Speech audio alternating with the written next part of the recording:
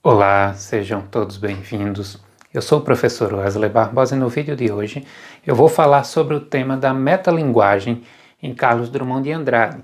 Este que é o poeta do ano aqui no canal, e nós estamos agora no terceiro vídeo, o vídeo referente ao mês de março, e eu decidi fazer diferente dos vídeos anteriores em que eu tinha trabalhado especificamente um poema em cada vídeo.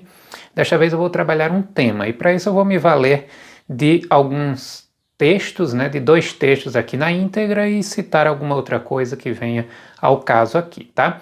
Você que não é inscrito ainda, se inscreva no canal, ative o sininho das notificações para que você seja informado dos futuros vídeos e, claro, engaje-se neste vídeo aqui.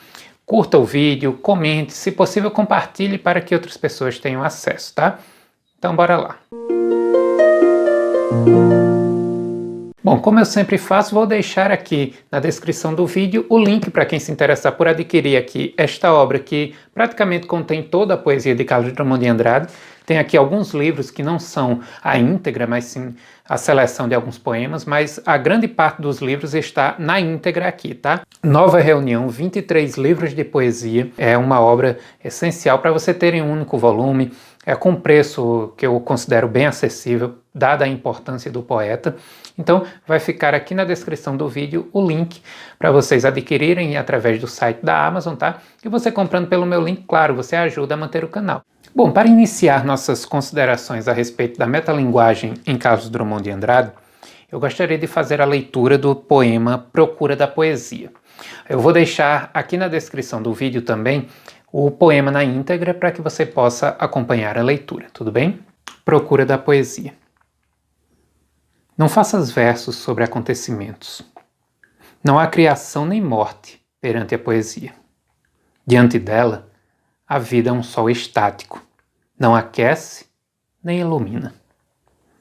As afinidades, os aniversários, os incidentes pessoais não contam. Não faças poesia com o corpo, esse excelente, completo e confortável corpo, tão infenso à efusão lírica. Tua gota de bile, tua careta de gozo ou de dor no escuro são indiferentes. Nem me reveles teus sentimentos, que se prevalecem do equívoco e tentam a longa viagem. O que pensas e sentes, isso ainda não é poesia. Não cantes tua cidade, deixa-a em paz. O canto não é o movimento das máquinas, nem o segredo das casas. Não é música ouvida de passagem, rumor do mar nas ruas, junto à linha de espuma. O canto não é a natureza, nem os homens em sociedade. Para ele, chuva e noite, fadiga e esperança nada significam. A poesia, não tires a poesia das coisas. Elide sujeito e objeto. Não dramatizes, não invoques, não indagues. Não percas tempo em mentir. Não te aborreças. Teu iate de marfim, teu sapato de diamante, vossas mazurcas e abusões, vossos esqueletos de família, desaparecem na curva do tempo. É algo imprestável. Não recomponhas tua sepultada e merencória infância. Não osciles entre o espelho e a memória em dissipação. Que se dissipou não era poesia. Que se partiu, cristal não era. Penetra surdamente no reino das palavras. Lá estão os poemas que esperam ser escritos. Estão paralisados, mas não há desespero, há calma e frescura na superfície intacta. Ei-los sós e mudos, em estado de dicionário. Convive com teus poemas antes de escrevê-los. Tem paciência se obscuros, calma se te provocam. Espera que cada um se realize e consume com seu poder de palavra e seu poder de silêncio. Não forces o poema a desprender-se do limbo.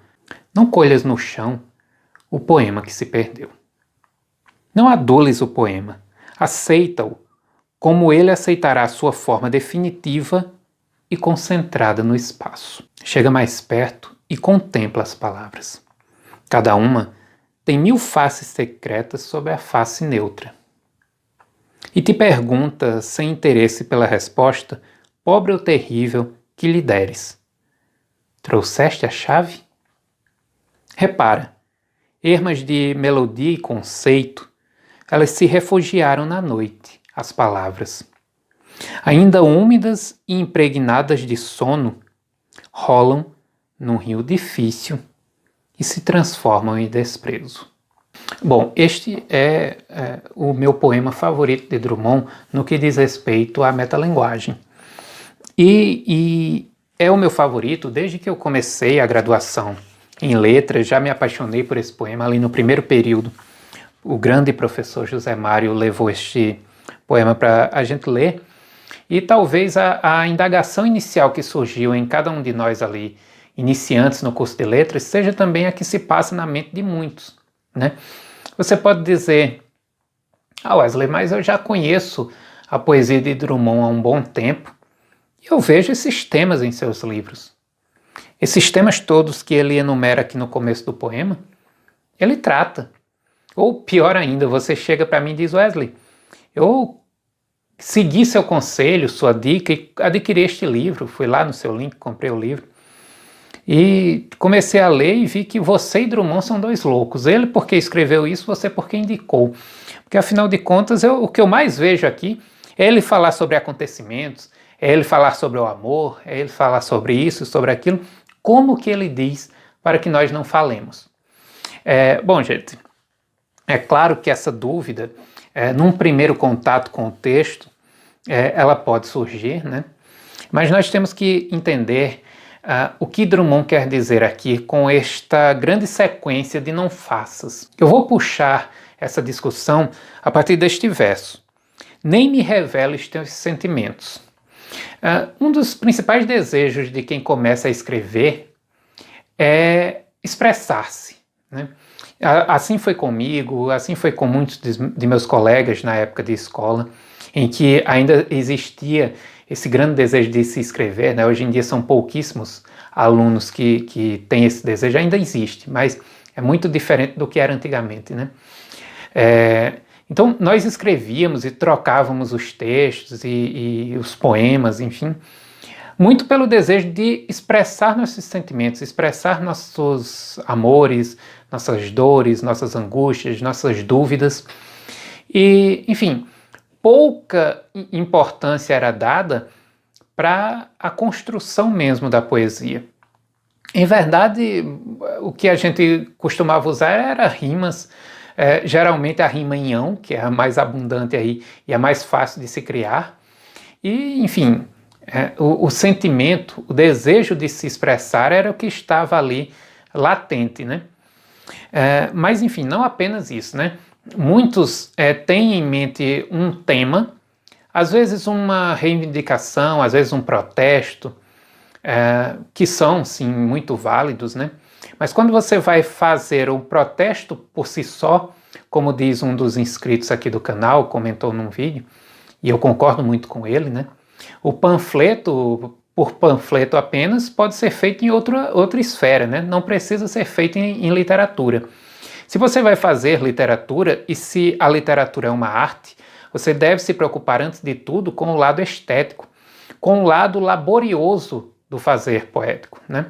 Do fazer poético, enfim, da própria criação da literatura de ficção e etc. Ou seja, se preocupar com a estrutura do texto, com a utilização das palavras adequadas, qual palavra significa melhor aquilo que eu quero dizer, enfim, pensar no ritmo que vai dar ao seu poema, ou seja, os acontecimentos, os sentimentos, os amores, as cidades, o corpo, tudo isso, claro, está presente na poesia e está presente na poesia de Drummond. Mas a principal preocupação do grande poeta, e de Drummond, com certeza também, é, antes de mais nada, com a elaboração do seu objeto estético, com a elaboração do poema enquanto objeto de contemplação, enquanto arte. Então, é isso que ele quer dizer, né? Estes elementos, a princípio apenas, eles meio que se tornam, ficam num segundo plano. E o grande objetivo do artista, assim como o grande objetivo do pintor, quando da elaboração inicial de sua obra, é talvez procurar as melhores cores, os melhores jogos ali com luz e sombra, enfim, as técnicas a utilizar. Ou seja, ele está preocupado com o objeto de sua arte. O tema, ele vai brotar daquele objeto ali naturalmente, né? Talvez até como subordinado ao próprio imperativo da arte em si, né? Do objeto que, de tão rico quando bem produzido, que por si só puxa as diversas significações, muitas vezes mais do que o poeta pretendia. Quantas vezes nós não vemos um poema que foi criado para expressar determinado sentimento, as pessoas o recebem com outras leituras, que às vezes até o poeta se surpreende, mas que, enfim, isso aí está obedecendo a um imperativo muito mais da riqueza do objeto com que se constrói aquela arte, né? O poema, no caso, as palavras, do que subordinado à vontade do artista, né? Então, é isso que Drummond quer expressar.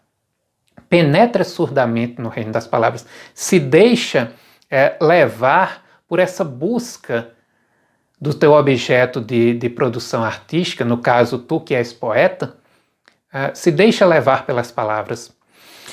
Tem um ponto aqui que eu acho fundamental, que ele diz que lá, neste reino das palavras, os poemas estão já meio que esperando ser escritos, né?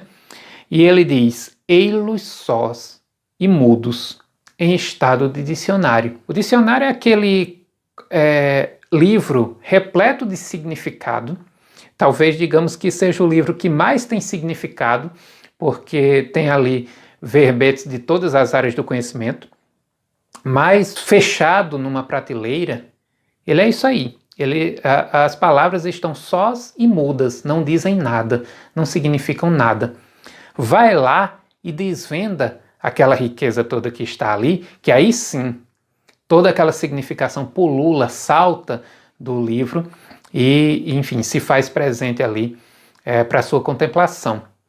Do mesmo modo, esses poemas e estas palavras que estão lá neste reino, esperando serem descobertos, e isolados um dos outros, né? Assim como também é no dicionário, palavras soltas, cabe você primeiramente se dispor a explorar toda essa riqueza e, em explorando, se dispor a juntar este grande quebra-cabeça, a relacionar as palavras, relacionar os sentidos, relacionar os versos, criar, enfim, o seu objeto artístico. Não há pressa, né?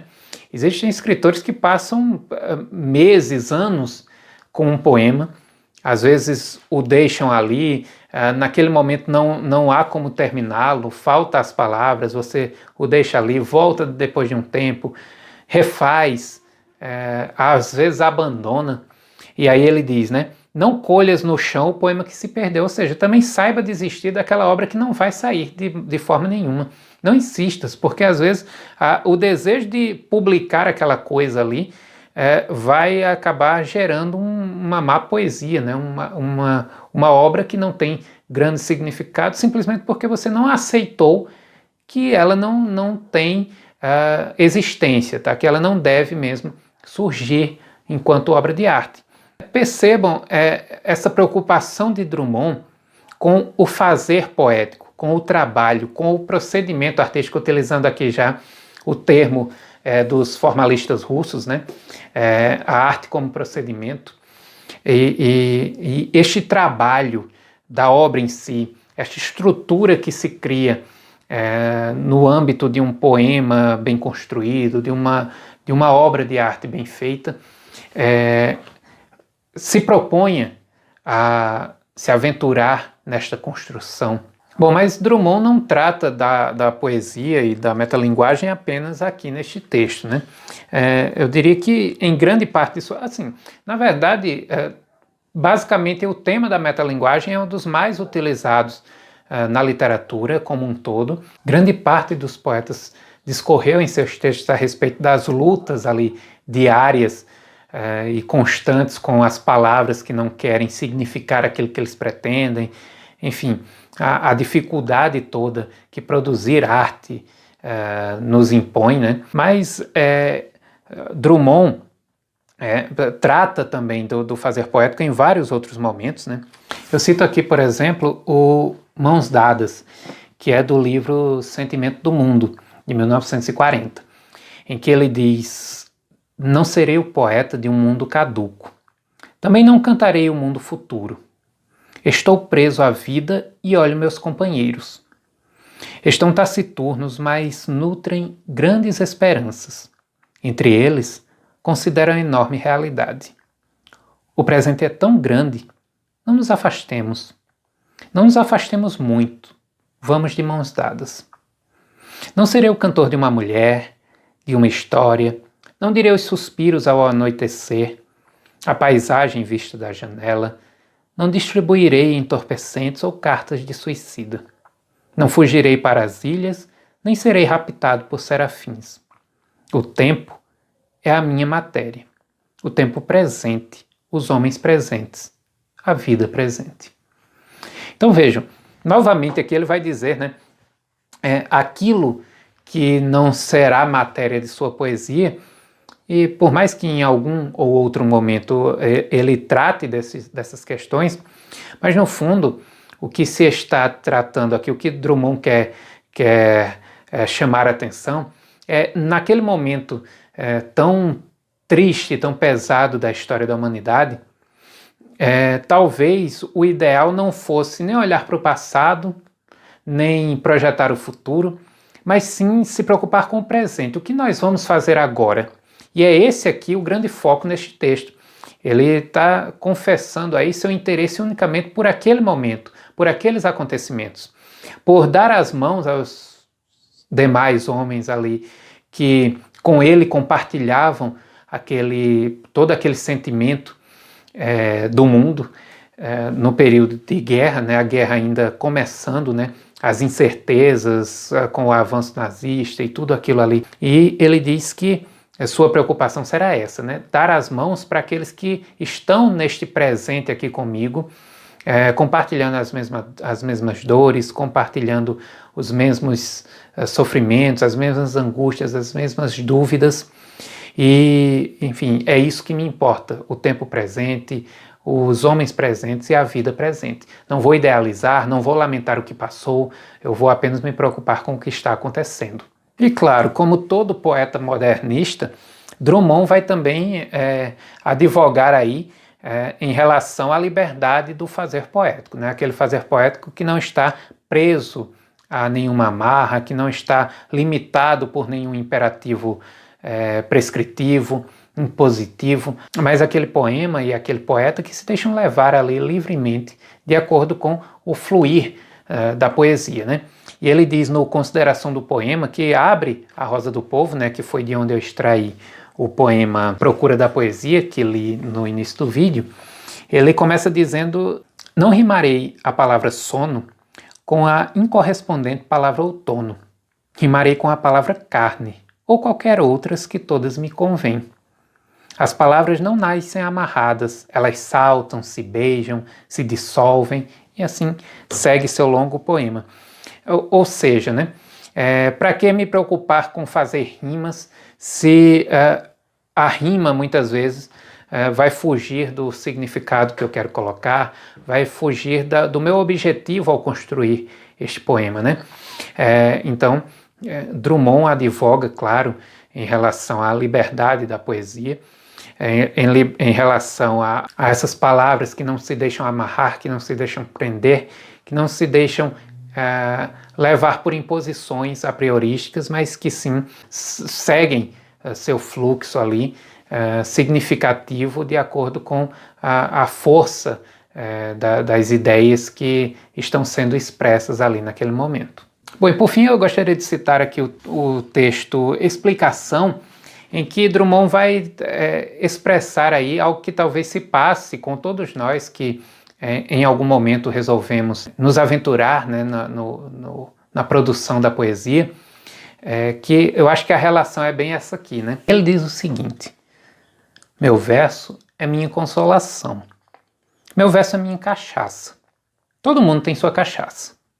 Para beber, copo de cristal, canequinha de folha de Flandres, folha de taioba, pouco importa, tudo serve.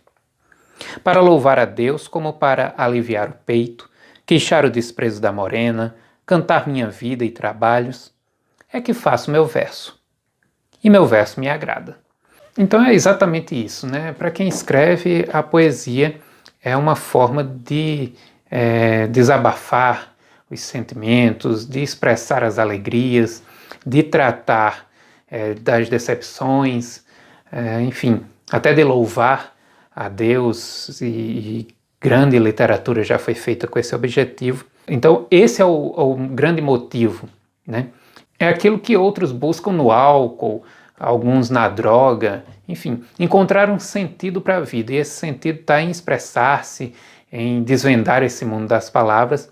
Claro que, como o próprio Drummond já havia mencionado, né, não se submete o poema ao desejo puro de se expressar, mas é lógico que esse desejo nos motiva a escrever, esse desejo leva os grandes poetas a tratar aí dos grandes temas da humanidade e de sua própria biografia, de suas próprias angústias, quando vão aí produzir seus textos, né?